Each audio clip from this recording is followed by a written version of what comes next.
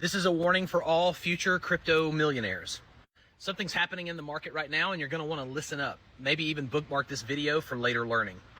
In a short season of time, you're going to wake up and you're going to see your portfolio or portfolios at higher prices than you expected.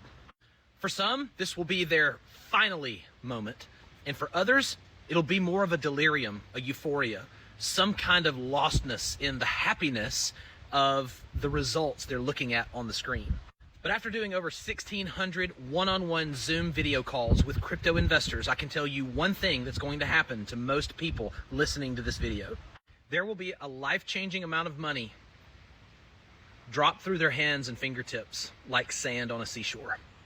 And it doesn't have to be this way. So I'm going to give you 3 best practices that I wish I knew 9 years ago when I was first starting in crypto that you can take with you going into this final season of euphoria in the crypto market. Number 1, avoid the buy, hold, and hope fiasco. One of the great things about crypto is that it's easy to get into. I call this the sword and the stone paradox. It's very easy to pull the sword out of the stone, but once you do, knowing how to sword fight is the real actual battle.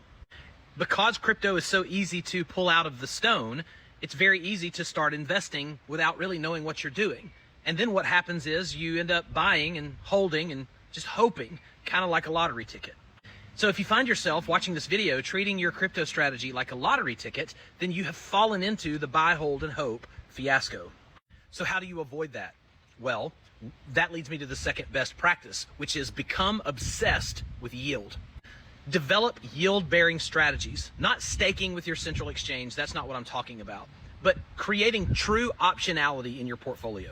You see, just like a business, you want to run your portfolio like a well-oiled machine, and buy, hold, and hope isn't the answer. But cash flow is the lifeblood of any business. That's also called yield. And that yield, that new capital that you're creating daily, weekly, monthly, is the optionality. It gives you creative options to both mitigate risk and also take on risk.